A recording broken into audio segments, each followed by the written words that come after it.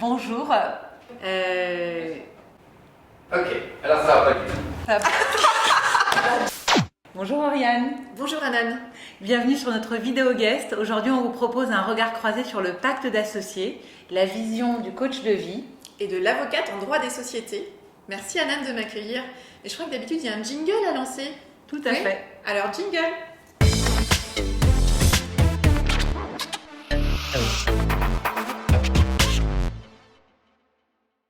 Parce que tout simplement, un des enjeux majeurs de la société est négligé, voire n'est pas traité du tout. Et cet enjeu, c'est simple, c'est la relation entre les associés. En fait, ce qui se passe, c'est qu'au démarrage d'une association ou d'un projet d'entreprise avec des associés, il y a une forme de confiance un peu naïve dans le fait que nous, c'est différent, nous, ça va le faire, on va trouver comment fonctionner. Donc, il y a un excès de confiance un petit peu au démarrage. Et puis, parfois, il y a aussi des peurs d'affronter les sujets qui peuvent être des sujets épineux et qui peuvent être des sujets de divergence qui surgiront plus tard, mais qu'on hésite à adresser parce qu'on a peur d'être le rabat-joie de service ou l'oiseau de mauvais augure. Donc, on va avoir tendance à se dire que non, nous, c'est différent, on va y arriver. Il y a un petit peu l'effet de lune de miel au démarrage d'une association. L'effet lune de miel, c'est un peu comme dans un mariage, c'est-à-dire ces premiers mois où on voit tout en rose et tout nous semble très optimiste et très porteur. Et on va peut-être moins se concentrer sur les potentiels points de divergence. Et tout cet effet lune de miel, on le voit surgir dans plusieurs catégories d'associations. C'est l'association d'amour entre guillemets. On est d'accord sur tout. On pense avoir trouvé le partenaire idéal. On est au diapason sur le projet, sur les valeurs, sur l'objectif. Et on se dit qu'en fait, l'entente va perdurer et que le conflit d'associés, c'est pour les autres, mais c'est pas pour nous. Alors l'association de raison, c'est vraiment par définition l'association raisonnable, c'est-à-dire que sur le papier, tout fait que ça a du sens, a priori, de réunir soit des personnes qui ont des compétences complémentaires ou des activités, par exemple des gens en micro-entreprise qui sont complémentaires. Ça va avoir du sens. Ou alors, il y a quelqu'un qui nous conseille aussi par rapport à notre activité, par rapport au projet de déploiement et de développement de l'activité, de faire entrer un associé qui va apporter une forme de légitimité complémentaire, par exemple dans un projet de levée de fonds. Ça peut être recruter, par exemple, ou faire entrer un associé qui serait un CTO. La pièce rapportée, tout est dans le titre.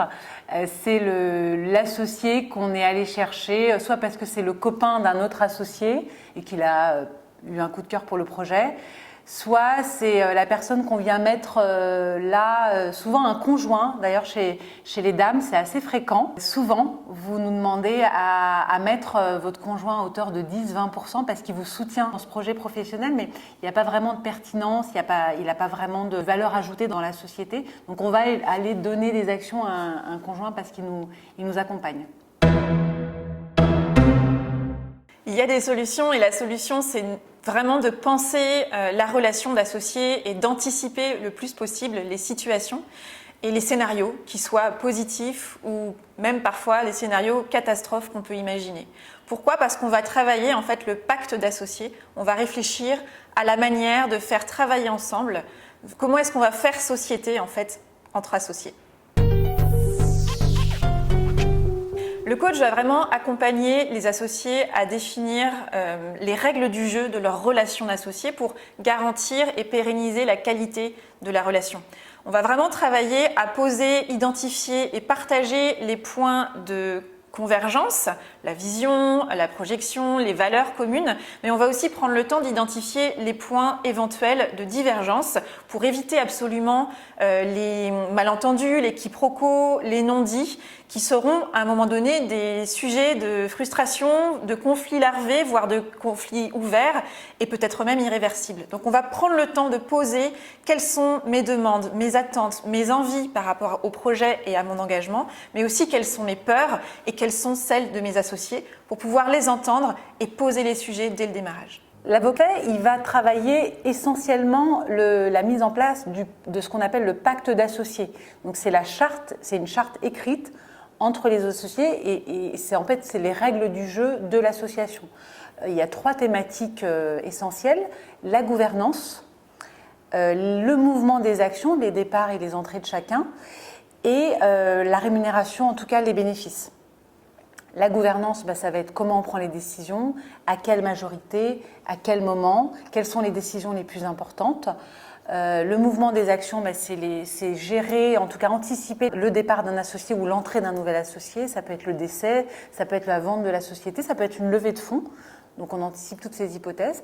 Et le dernier, c'est l'argent, la rémunération. À partir de combien d'années on se rémunère, comment on partage les bénéfices, comment on se les répartit entre nous.